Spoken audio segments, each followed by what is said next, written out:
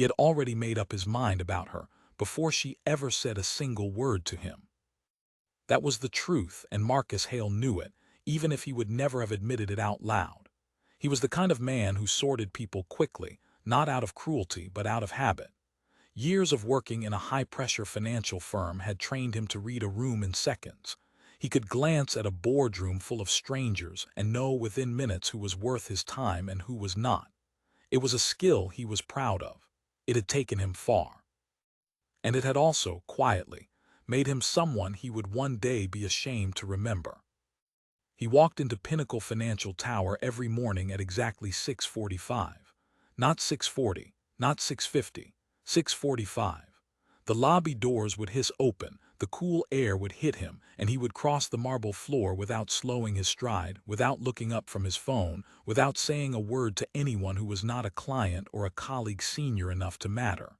His shoes were always polished. His tie was always straight. His mind was always already on the numbers waiting for him 12 floors above.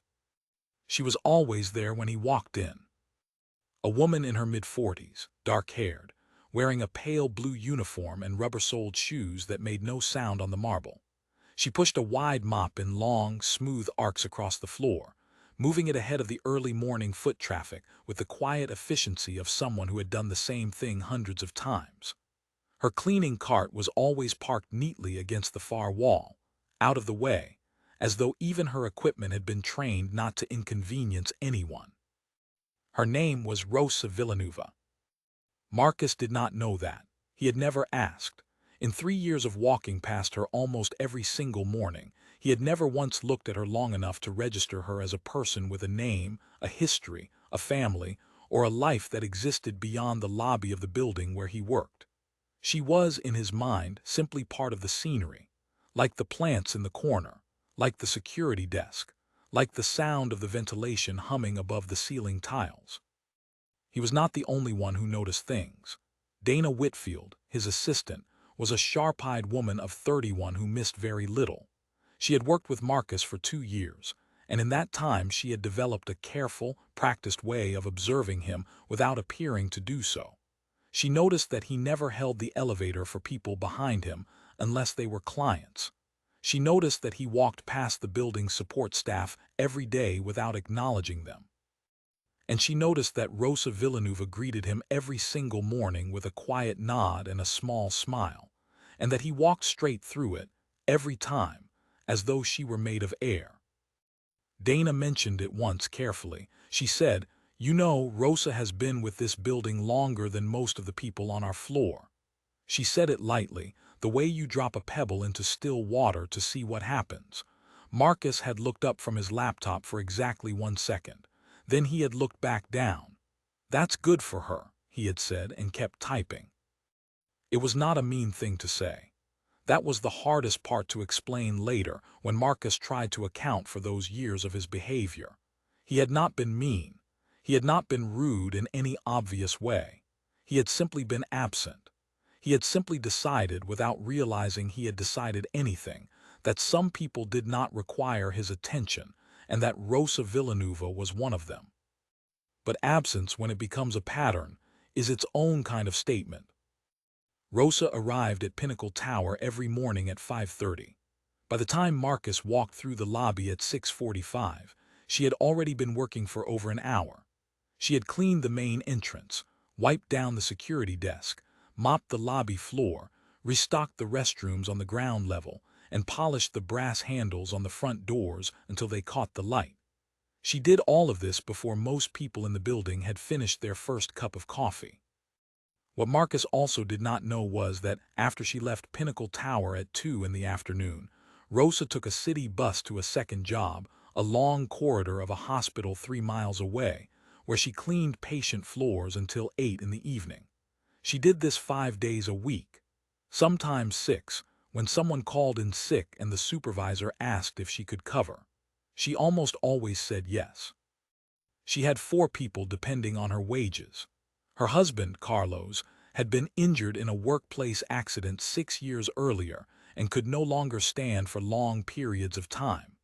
Her eldest daughter, Lily, was in her 2nd year of nursing school, working part-time on weekends to help cover her own textbook costs.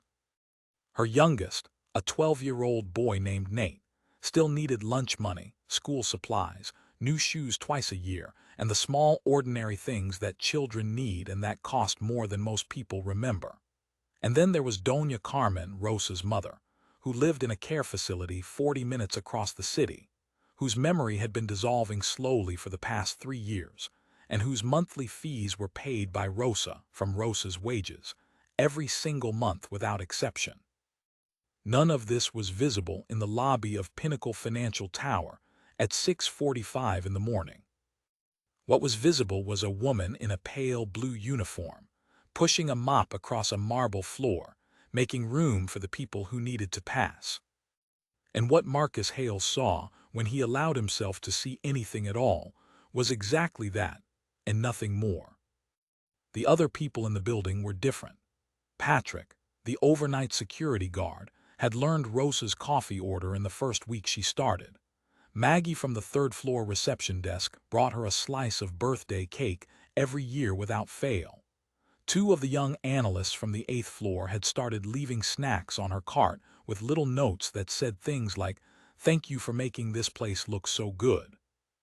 A facilities manager named Glenn had once rearranged the entire cleaning schedule so that Rosa would not have to take the bus home alone after dark in the winter. These were small things, but small things, when added together, tell a very clear story about what kind of people we are to each other. Marcus, in that story, was conspicuously absent. He did not think about this. He was busy. He had targets to meet, clients to manage, a director who had high expectations and no patience for excuses. His days moved at a pace that left little room for anything that did not directly serve the next task on his list. He ate lunch at his desk. He took calls during his commute. He answered emails at midnight. He was, by any professional measure, successful, and by any human measure, slightly lost in a way he could not have named. He had a good apartment. He had the respect of people whose respect he had decided mattered. He had a life that looked, from a certain angle, like exactly what a person was supposed to want. And so he kept walking past the lobby, past the marble floor, past the woman with the mop, every morning at 6:45, without breaking his stride, without looking up, without ever wondering what it might cost him to simply stop. That November, something happened that he would spend a long time thinking about afterward. It started the way most important things start, quietly, and without any warning at all. He had stayed late on a Thursday, later than usual, because a client presentation had gone sideways and needed to be completely rebuilt from the ground up before 9 the following morning. By 7 in the evening, the office floor was empty.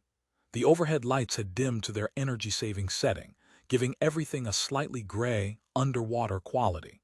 His jacket was off. His sleeves were rolled up. Papers were spread across the conference table in a pattern that made sense only to him. He was reaching for his phone to call for food when he heard something. It was faint. It came from somewhere beyond the corridor, past the supply room, near the back stairwell. He stopped moving and listened. It came again, a sound he had not expected to hear in an empty office building at 7 on a Thursday evening. Someone was crying.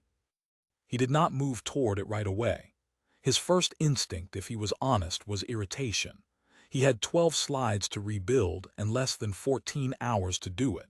He did not need a complication. But the sound continued, soft, contained, the kind of crying that a person does when they are trying very hard not to be heard, and something in it reached past his irritation and landed in a quieter part of him. He pushed back from the table and walked toward it. He found her at the far end of the corridor, around the corner from the supply closet, seated on an overturned bucket.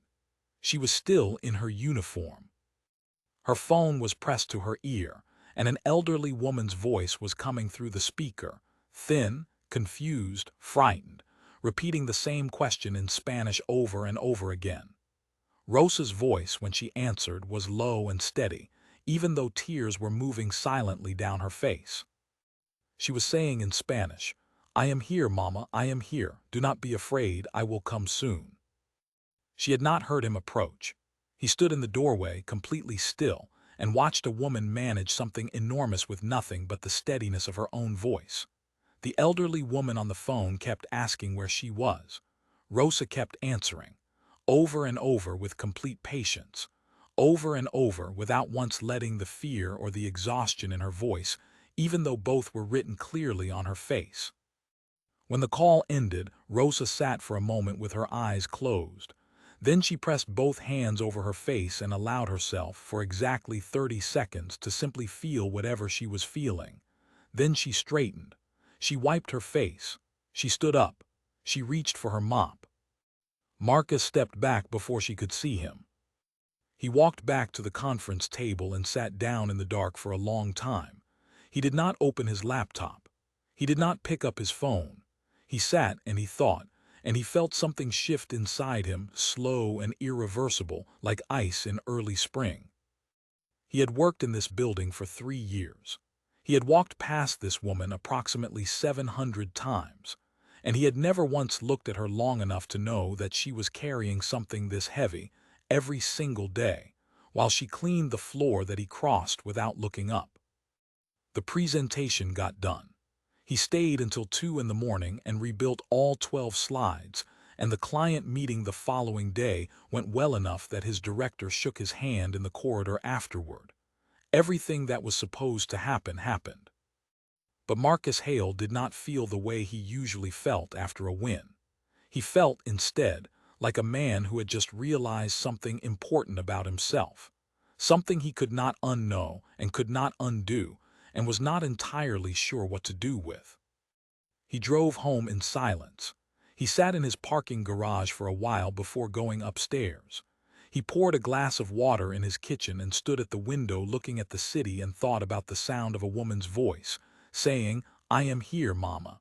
Do not be afraid. I will come soon," while tears fell down her face and she held herself completely steady for someone who needed her. He thought about how he had walked past her 700 times. He thought about what that said about who he was. And for the first time in a very long time, Marcus Hale did not like the answer. The next morning, he arrived at 20 minutes past 6. Not for any strategic reason. Not because he had planned anything.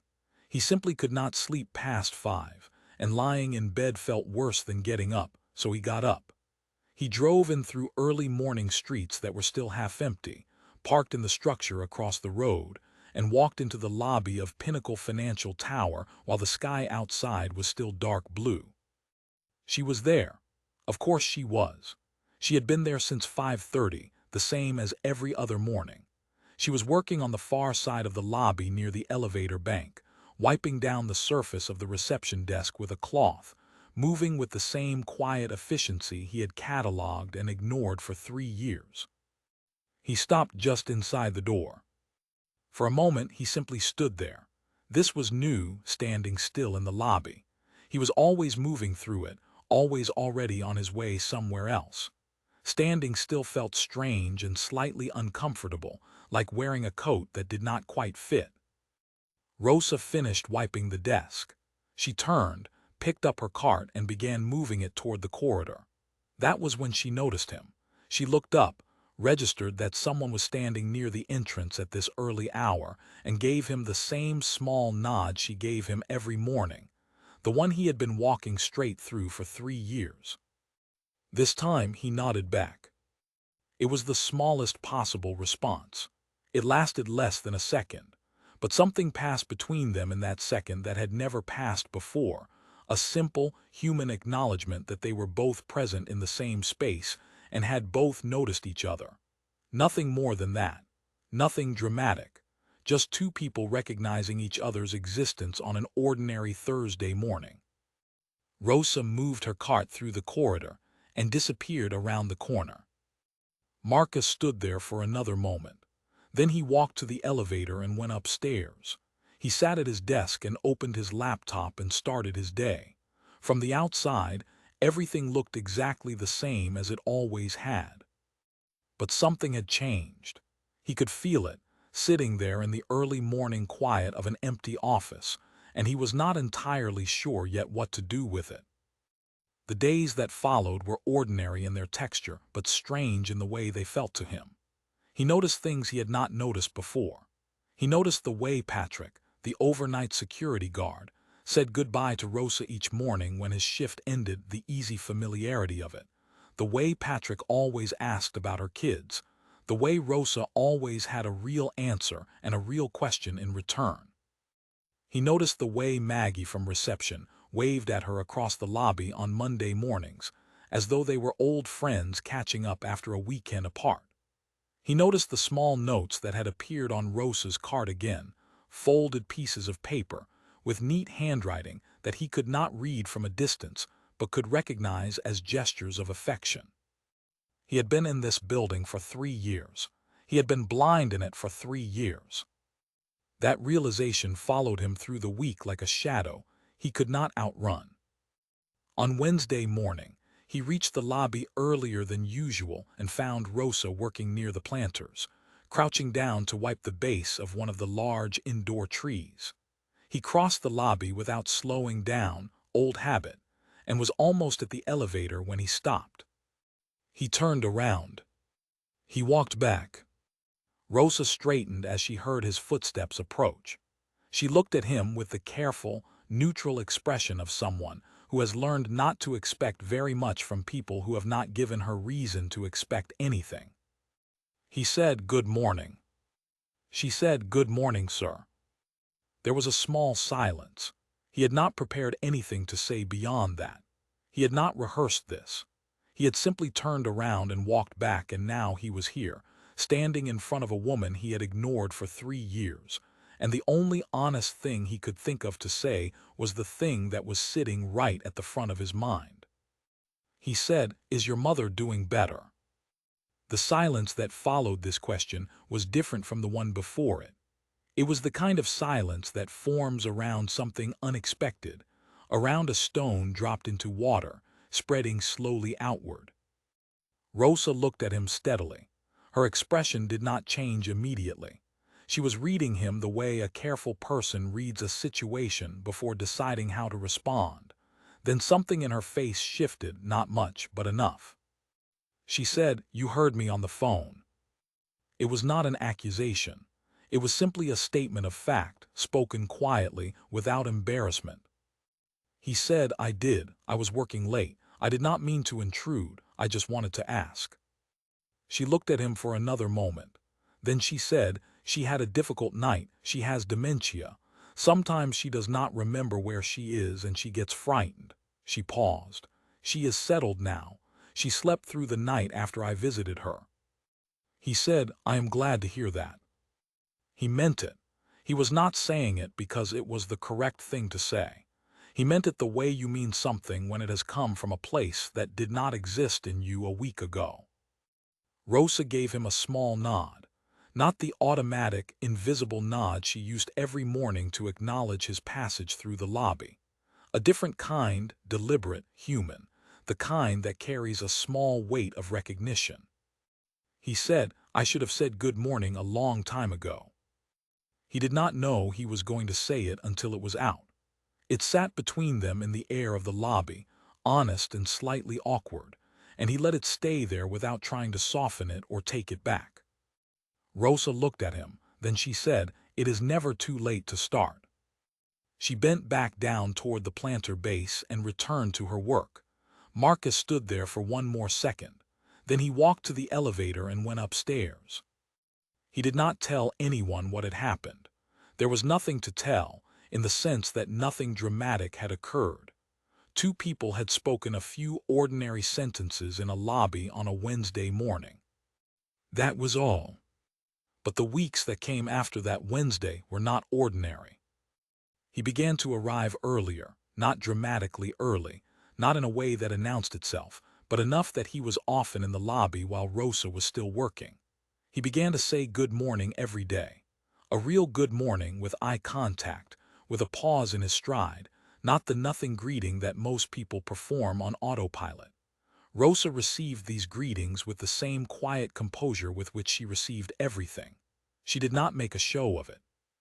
She did not pepper him with questions or treat him like a project. She simply accepted each morning's greeting and responded in kind. And slowly, in the way that slow things build, a small bridge formed between them. He learned her name. This sounds like a minor thing, but it was not, because learning her name meant asking it, and asking it meant accepting that he should have known it long before now, and accepting that meant looking at something uncomfortable about himself without flinching away. He asked her one morning simply, "I realize I have never properly introduced myself. I am Marcus, and I am sorry I do not know your name." She said, "Rosa." He said, "Rosa, I am glad to meet you properly." She smiled at that, not a polite smile, a real one. The first real smile she had ever aimed at him in 3 years. From Rosa, he learned things that rearranged his understanding of the world he moved through every day. He learned about Lily, who was in nursing school, and who Rosa spoke of with a pride so large it could barely be contained in quiet lobby conversations. He learned about Nate, the 12-year-old who was obsessed with building models of bridges. "He says he wants to be an engineer," Rosa told him one morning, "but I think he just likes the feeling of putting broken things back together."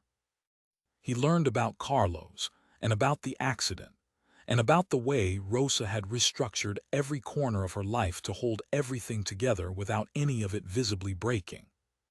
He learned that Doña Carmen, Rosa's mother, had once been a school teacher, that she had taught primary school for 31 years, that she still, on her better days, recited multiplication tables to the nurses at the care facility, unprompted, just because the numbers were still there, buried deep where the illness had not yet reached. He learned that Rosa visited her every single week without fail, regardless of how tired she was, regardless of how late her shift had run, regardless of the 40-minute bus ride in each direction. "She might not remember that I came," Rosa said to him once, "but I will remember that I did not." That sentence stayed with him for a long time afterward. He turned it over in his mind on the drive home. He thought about it in the gap between waking up and getting out of bed. He thought about it at his desk, in the middle of spreadsheets and client calls and performance reviews, and each time it surfaced he felt it press against something in him that was slowly, reluctantly, beginning to open. He had spent years building a version of himself that was impressive from a professional distance. He had hit targets. He had closed deals. He had earned the approval of people whose approval was considered worth having in the circles he moved in. And he had done all of this while managing, somehow, to remain almost entirely uninformed about the humanity of the people around him. It was not a comfortable thing to see in himself, but once he had seen it, he could not pretend it was not there. He began to look differently at the building he worked in. He began to see Patrick and Maggie and Glenn and the cafeteria staff on the 7th floor, and the maintenance man who appeared every time something needed fixing and disappeared again without anyone thanking him. He began to see the labor that kept this building running, the early mornings and the late evenings, the work that was invisible precisely because it was done so well. He began to understand that invisibility is not a neutral thing, that choosing not to see someone is also a choice, that it leaves a mark. He did not share any of this with his colleagues. He sat with it quietly for weeks, letting it settle into him, letting it change the shape of things. In December, there was a company Christmas event on the 14th floor. Catering, a DJ, the whole event. Marcus arrived, had 2 glasses of sparkling water, made the necessary appearances, and then slipped out early. He took the elevator down and crossed the lobby, and Rosa was there, cleaning up after a spill near the entrance someone had tracked in slush from the street. She was on her hands and knees, pressing a cloth against the marble, working quickly before it dried and stained. He crouched down beside her. "Let me help," he said. She looked at him, surprised. "You do not need to do that." "I know," he said. "Let me help anyway." She handed him a cloth. They cleaned it up together. It took about 4 minutes. They did not say much. When it was done, they stood up and he handed the cloth back to her. "Thank you," she said. He said, "No, thank you." He walked out into the cold evening and stood on the pavement for a moment, watching his breath cloud in the December air. Behind him, through the glass, he could see the lobby bright and warm, and Rosa moving her cart toward the elevator corridor, her back straight, her steps even, the same way she always moved. Unhurried, certain, present. He thought about what it must cost to carry what she carried and still show up every morning the way she did, still nod, still smile, still clean the lobby until it shone, still ask people about their weekends and mean it. He thought about how he had looked at her for 3 years and seen only a uniform and a mop and an inconvenience to navigate around. And then he thought about what it might mean to actually do something. Not a grand gesture, not a company newsletter moment, not something that made him look good from a professional distance. Something real. He went home that evening and sat at his kitchen table with a blank notepad and a pen. He wrote down what he knew. He wrote down what he had seen. He wrote down the question that had been building in him for weeks, the one he could no longer avoid. What kind of place do we want to work in, and what are we willing to do to make it that? He stared at the page for a long time. Then he picked up the pen and began to write. The meeting happened on a Thursday in January. It was a senior leadership meeting, 12 people around a long table on the 12th floor, the kind of meeting where big decisions got made and smaller ones got buried. Marcus had requested 10 minutes on the agenda. His director, Owen Perry, had given him a sharp look when the request came through, but had not said no. Marcus had spent 2 weeks preparing, not the way he prepared a client presentation, not with the smooth, confident architecture of a pitch designed to close a deal, but with something more careful. He had gathered facts. He had spoken, quietly and discreetly, with HR about the existing support staff conditions. He had spoken with Glenn in facilities and with Patrick in security, and with 2 of the cleaning supervisors who worked with Rosa's team. He had not told anyone what he was building. He had just listened and asked questions and taken notes. By the time he sat down at that table in January, he knew more about the daily reality of the people who maintained the building. He worked in than most of the 12 people in that room had learned in the entire time they had worked there. He did not lead with an emotional argument. He knew this room too well for that. He led with numbers. Staff turnover in building support services was running at 31% annually. Replacing a trained cleaning staff member cost, on average, more than twice their monthly salary in recruitment and retraining. Absenteeism among support staff was significantly higher in the winter months, directly correlating with inadequate sick leave provisions. The data was clean, and the picture it painted was clear. Then he said, "Here is what I think we are missing." He put down the numbers page and picked up a single sheet with 3 proposals on it.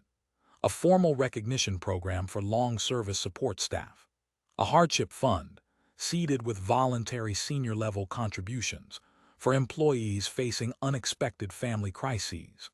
And a scheduling review for support and cleaning staff, specifically to address the issue of late finishes and early starts that left people commuting alone and exhausted in the dark. He laid the sheet on the table. "These are not charity proposals," he said. "These are retention proposals. They are performance proposals. A team that is recognized and supported works better. A building that treats its people well runs better." This is not complicated. The room was quiet. Owen Perry looked at the sheet. He looked at Marcus. He said, "What brought this on?" Marcus thought about a woman on an overturned bucket in a corridor, speaking into a phone, holding herself steady while tears fell down her face. He thought about 31 years of teaching multiplication tables. He thought about a boy who wanted to be an engineer because he liked putting broken things back together. He said, "I have been paying more attention." 2 of the 12 people in the room rolled their eyes. One of them, a man named Derek, who had the corner office and an unshakable belief in efficiency above all else, leaned forward and said that this was not what senior leadership meetings were for. Another said that the logistics would be difficult to manage. Someone else said that the hardship fund raised liability questions. Marcus did not argue with any of them. He had expected resistance, and he had prepared for it the way he prepared for everything, with patience and with evidence. He answered each objection directly, calmly, without raising his voice. He had a response to the liability question. He had a response to the logistics concern. He had data on comparable programs at 3 other firms in the city, all of which had seen measurable improvements in staff retention and satisfaction within 12 months of implementation. When the objection slowed, Owen Perry said, "I want to see a full proposal. Timelines, costs, implementation plan. Get it to me by the end of the month." It was not an approval, but it was not a refusal. In that room with those people, it was as close to a green light as he was going to get. He said, "You will have it." He left the meeting and walked back to his desk and sat down and allowed himself, for about 30 seconds, to feel the particular kind of relief that comes not from winning something for yourself, but from making something possible for someone else. Then he opened a new document and started writing the proposal. He worked on it for 3 weeks. He consulted with HR, with legal, with facilities, and with several of the long-term support staff members who were willing to speak with him. Rosa was among them. He had asked her carefully over a morning coffee in the lobby. She had accepted the coffee with a small look of surprise, whether she would be willing to talk to him about some of her daily challenges at work for a project he was working on. She had looked at him for a long time before answering. "What kind of project?" she asked. He told her plainly what he was trying to do. He did not dress it up. He said that he had been paying more attention over the past few months, and that what he had learned had made him want to propose some changes to the way the company treated its support staff. He said he wanted to get things right, and that meant talking to the people whose daily experience he was trying to describe. She said, "You are going to get pushback." He said, "I know." She said, "Some of those people in that meeting room do not think our problems are their responsibility." He said, "I know that too." She looked at him steadily. "Why are you doing this?" He thought about answering with something practical, something about retention rates and building efficiency and the business case for recognizing people. He could have said all of that. It would have been true. Instead he said, "Because I should have been paying attention a long time ago, and I am trying to do something with that."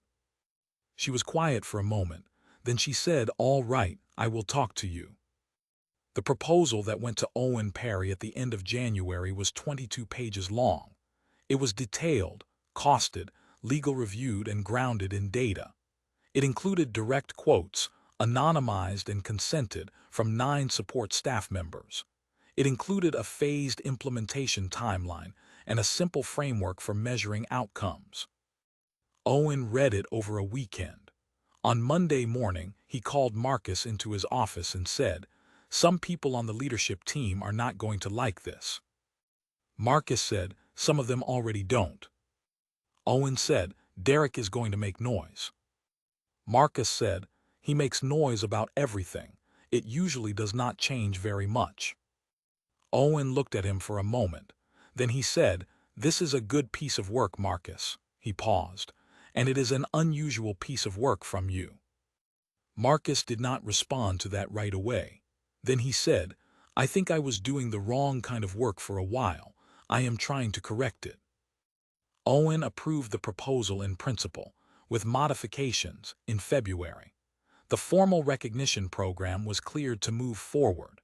The hardship fund required a few more rounds of legal review before it could be launched, but the structure was approved. The scheduling review was handed to Glenn in facilities with a mandate to report back within 60 days. It was not everything Marcus had proposed, but it was real. It was going to happen, and it was going to change things for people who had been invisible in this building for a long time. On the day the approval came through, Marcus walked into the lobby at 6:45 and Rosa was there. She was at the elevator bank, restocking the cleaning caddy from her cart. She looked up when he crossed the lobby. He said, "Good morning, Rosa." She said, "Good morning, Marcus." She had started using his first name somewhere around the third week of January. He had noticed and had said nothing because it had felt like exactly the right thing. He said, "The proposal was approved this morning." She stopped what she was doing and looked at him. "All of it?" she asked. "Most of it," he said. "Enough of it to get started. The recognition program is confirmed. The scheduling review is in motion." She looked at him for a long moment. He could see something moving through her expression, not exactly surprise, because she was not easily surprised, but something close to the feeling of something unexpected turning out to be real. She said, "That will help people." He said, "That is the idea." She nodded slowly, then she said, "Thank you."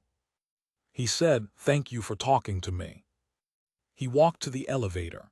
The doors opened and he stepped inside. As the doors closed, he glanced back across the lobby. Rosa had returned to her cart, unhurried, her back straight, her movements sure and steady. The lobby was bright and clean and quiet in the early morning. He had walked through it 700 times without seeing it. He thought he was finally beginning to. The recognition program launched on the second Thursday of March. It was not a big event. That had been a deliberate choice. Marcus had argued against a large ceremony from the beginning, and Owen had agreed. A large ceremony, he had explained in the planning meeting, would feel performative. It would feel like the company was congratulating itself for doing something it should have done years ago. What he wanted was something quieter, a genuine acknowledgement, handled with dignity, without the awkwardness of people being applauded by an audience that had not noticed them until an agenda item told them to. The program had 3 parts: a formal letter of recognition for each long-service employee, signed by Owen Perry and countersigned by the head of facilities, acknowledging their years of service in specific and personal terms, not the generic, copy-pasted language of a form letter, but actual sentences about the actual person and what they actually contributed. A modest financial recognition, deposited directly into their accounts on the Thursday of the launch week. And a framed certificate, not mounted on a lobby wall like a trophy, but handed directly to each person in a quiet, brief, one-on-one conversation. No crowd, no speech, no cameras. Rosa received hers on a Thursday morning at 7:15 in the small break room near the service corridor on the ground floor. Owen Perry was there. Glenn from facilities was there. And Marcus was there, standing near the back of the room, not at the center of it. Owen shook Rosa's hand and thanked her. He told her that in her 11 years with the building, she had become one of the most consistent and respected members of the team. He said it without reading from a script. He said it looking at her, the way you speak to someone you are actually addressing. Rosa accepted the certificate with both hands. She looked at it for a moment. She did not say anything immediately. Then she looked up and said, "I never needed recognition to know that my work had value, but it is a gift to be seen." She said it quietly, without rehearsal, the way a person speaks when they mean exactly what they are saying. The room was very still for a moment. Then Owen said, "We should have made this gift a long time ago." Rosa smiled at him. It was a real smile, the kind that comes from a place deeper than politeness. Afterward, when Owen and Glenn had left, Marcus lingered near the door. Rosa was carefully rolling the certificate into the tube they had provided for transport. She looked up when she realized he was still there. He said, "How does it feel?" She thought about this for a moment. She was not a person who answered questions quickly when the questions deserved a real answer. "Strange," she said finally. "Good strange, like something you did not know you were waiting for." He said, "For what it is worth, I have been paying attention every day since November. You showed me something without meaning to, and I am grateful for it." She looked at him. "What did I show you?" He said that it is possible to carry a great deal and still be kind every single day. "I did not know how to do that. I am still learning." Rosa studied him with the direct, unhurried gaze of someone who had a long experience of reading people accurately. Then she said, "You were always capable of it. You just had not made room for it yet." He did not have an answer to that. He nodded, and she nodded, and he walked out into the corridor and took the elevator upstairs. The months that followed were not a transformation story in the dramatic sense. There was no single moment when everything became different. There was no day when Marcus Hale suddenly became a different kind of person. What there was, instead, was a slow accumulation of small choices, small conversations, small corrections to the direction he had been moving in. He started holding the elevator for the people behind him. He started learning the names of the cafeteria staff on the 7th floor. He stopped taking calls during the walk from the car park to the building, because he had discovered that the walk itself, when he was actually present for it, was full of things worth noticing. He still worked hard. He was still precise and demanding and high-performing in the ways that his job required. But he carried it differently now, with more room in him for the world outside the work. His relationships at the firm began to shift in ways that surprised him. Dana, his assistant, noticed first.